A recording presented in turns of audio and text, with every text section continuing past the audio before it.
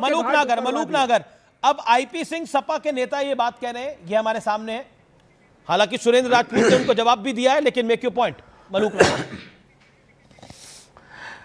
देखिए, जब प्रधानमंत्री पहला चुनाव के बाद इस देश का बन रहा था तो 28 वोट पटेल साहब को आए, नेहरू जी को 2।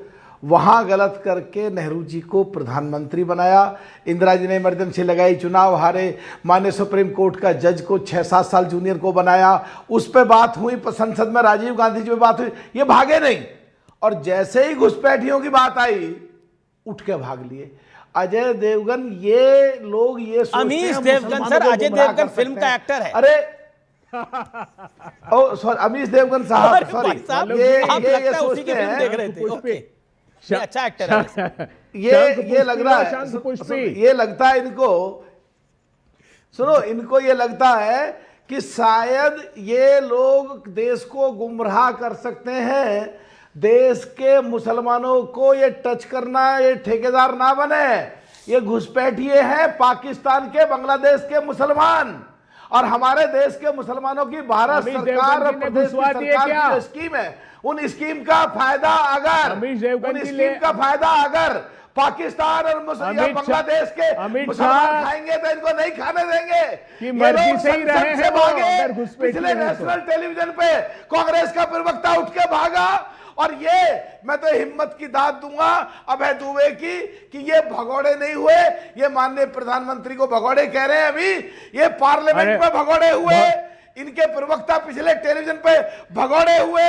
और ये देश से भगोड़े ना हो, संसद से भगोड़े ना हो, एलओपी अपनी जिम्मेदारी निभाए। अमीश जी, ये क्या बात कर रहे हैं?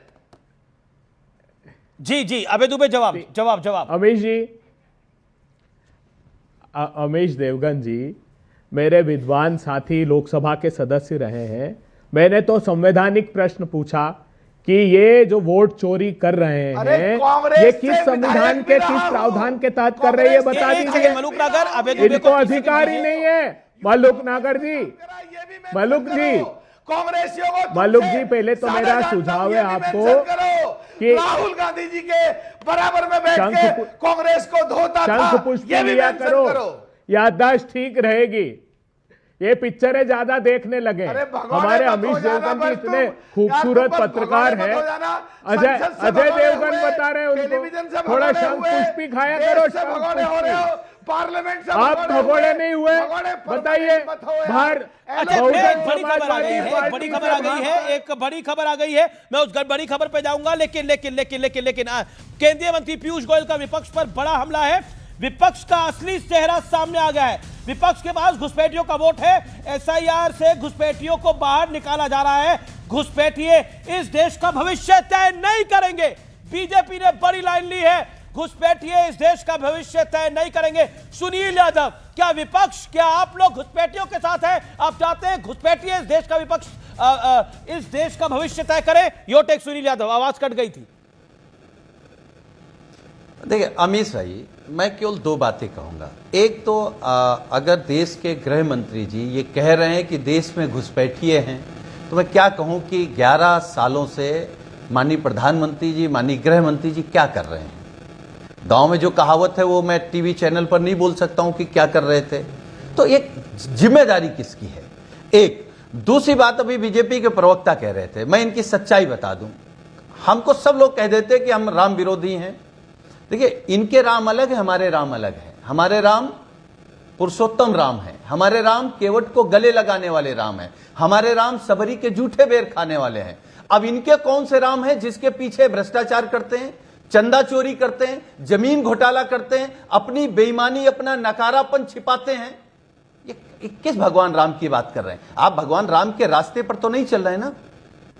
तो सवाल यह है कि मैं फिर आपके कार्यक्रम के माध्यम से अमित भाई कह रहा हूं, अगर इस देश के गृह मंत्री जी कह रहे हैं कि वोट चोरी या एसआईआर में कोई गड़बड़ी नहीं हो रही है, मैं अमीश देवगन जी के कार्यक्रम में क्या यह सवाल पूछ सकता हूं कि जो भारत का नागरिक है और जिंदा है और पिछले चुनाव में वोट देता रहा है, अगर उसका वोट इस बार कटा तो उसका जिम्मेदार डीएम होगा, कमिश्नर होगा, चुनाव आयोग होगा? ठीक है, इस सवाल का जवाब देंगे। आनंद दुबे भी काफी देर से जवाब देंगे। आनंद दुबे, आनंद दुबे, आनंद दो सेकंड में अपनी एक आनंद बात दुबे और पहली दो- बार आ दो रहे हैं सेकंड, दो बोलने के लिए। आनंद दुबे को मौका देता हूं मैं। आनंद दुबे आईपी सिंह ने एक सवाल उठाया। उन्होंने बोला कि राहुल गांधी यानी राहुल बाबा, उन्होंने लिखा है, मैं नहीं बोल रहा, राहुल बाबा विदेश दौरा बंद करिए, नहीं तो राजनीति को किनारे रख दीजिए। अब राहुल जी विदेश जा रहे हैं, फिर आप बोलेंगे कि वोट चोरी हो रहा है। अमीश भाई नमस्ते। पहले तो मैं अजय आलोक जी की बात का जवाब दूंगा। उन्होंने कहा कि छब्बे जी, चौबे जी, दुबे जी, ऐसा कुछ तो कहा उन्होंने। तो मैं उनसे कहता हूं कि वोट चोरी करके बहुत से राज्यों को बना दिया नरक लोक। ये अलग बात है कि भाजपा के प्रवक्ता हैं अजय आलोक जी हमारे भाई हैं, लेकिन भावना में बह जाते हैं, तो कोई बात नहीं। देखिए ऐसा है कि राहुल जी विदेश कब जा रहे हैं, कब नहीं जा रहे हैं, ये राहुल गांधी जी की पार्टी के नेताओं से पूछिए। अरे हम क्या बताएंगे, हम तो उनके मित्र हैं, हम यही चाहेंगे कि वो खुश रहें, आगे बढ़ें। देश के नेता प्रतिपक्ष हैं, देश में जनता की आवाज़ उठाएं, हम तो यही चाहेंगे। अब विदेश जाना न जाना, मोदी जी भी जाते हैं, सब जाते हैं, अब हम तो नहीं जा पा रहे हैं, लेकिन बाकी लोग जा रहे हैं, क्या करें बताइए। देखिए प्रश्न ये नहीं है। अभी कोई कह रहा था कि अमित शाह जी कह रहे हैं कि हम इसलिए जीतते हैं क्योंकि हम राम भगवान को मानते हैं जी। तो क्या हम लोग राम भगवान को नहीं मानते अमीश भाई? नहीं तो फिर आप लोग ये नैरेटिव लेकर आते हैं कि जिस वोट राम चोरी- मंदिर जब पर मेहनत करने का राजनीति वक्त होता करते है, हुए एक बीजेपी सेकंड, आनंद दुबे, जब मेहनत करने का वक्त होता है तो आपके नेता विदेश चले जाते हैं, और फिर उसके बाद जब रिजल्ट आता है तो आप कहते हैं वोट चोरी हो गया, वोट चोरी हो गया। अब बताइए क्या करिएगा इसमें? अरे सुनिए तो, वोट चोरी होती है अमीश भाई, वोट चोरी होती है। ये वोट चोरों की सरकार बैठी है इसमें हमारे महाराष्ट्र में। ये लोग क्या करते हैं, नहीं, अरे यार अजय आलोक जी, आपके कहने से थोड़ी मानेंगे यार। अब आप सर्टिफिकेट कब से बांटने लगे? हम मंदिर के नाम पर राजनीति नहीं करते, हम अपने घर में प्रभु राम की पूजा करते हैं, उनके आदर्शों पे चलते हैं। राम भगवान ने कहा था किसी की पार्टी मत तोड़ो, राम भगवान ने कहा था वोट चोरी मत करो, राम भगवान ने कहा था भ्रष्टाचारियों को मंत्री मत बनाओ, राम भगवान ने कहा था कि सीबीआई का दुरुपयोग मत करो। राम भगवान ने जो कहा था वो आप मानते नहीं हो। राम भगवान तो खुद बता रहे होंगे कि ऐसे लोगों को मेरा झंडा पकड़ने का अधिकार किसने दिया? दो नमूने हैं, एक राहुल गांधी जी, दूसरे उद्धव, दोनों डुबा के ही मानेंगे कि इसलिए डुबा ही चुके, कुछ बचाव तो है नहीं। और आप लोग तो कुर्सी छीनने के लिए कुर्सी के चारों टांग तोड़ना चाहते हैं। इंपीचमेंट पे नहीं बोलेंगे जज साहब के, ही मत। राम भगवान बहुत दुखी होंगे, पे नहीं बोलेंगे कि क्यों उद्धव ने साइन किया। कल्पना नहीं की थी कि जिसपे अजय आलोक प्रवक्ता बनकर बैठ गए जज साहब के इंपीचमेंट पे नहीं बोलेंगे ना। राम भगवान ने कहा था कि मंदिर में दिए जलाने के ऑर्डर के खिलाफ इंपीचमेंट। लोग नैतिकता में रहो, वोट चोरी मत करो, संविधान की हत्या मत करो, बाला साहब की सारी विचारधारा को समुद्र में बहा दिया, वहीं अरब सागर में। ने हमको सिखाई। राम भगवान हमारे इष्ट हैं, और राम भगवान जब अपना तीर धनुष चलाएंगे ना, बीएमसी चुनाव में औकात पता चलेगा, क्योंकि वो दुष्टों को संहार करते हैं। वोट आपको राम भगवान दुष्टों का संहार समय समय पर मंदिर पे। लेकिन आनंद दुबे एक सेकंड, आज वॉकआउट करने को लेकर जरूर बात होनी चाहिए। मैं जैन जिज्ञासु के पास चलता हूं। जैन जिज्ञासु, क्या आपको लगता है वॉकआउट एक सोल्यूशन है, विदेश जाना एक सोल्यूशन है? जी, मेरी आवाज आ रही है आपको? बिल्कुल आ रही है आपकी आवाज, बोलिए। जी, मैं कह रहा हूं कि हम लोग एक लोकतांत्रिक भारत में रहते हैं, और इस देश को स्वतंत्र नागरिक शासन के साथ चलाया जाए, इस तरह का सपना जो हमारे पुरखों ने देखा था, उसको पिछले 11 वर्षों से धता बताया गया है।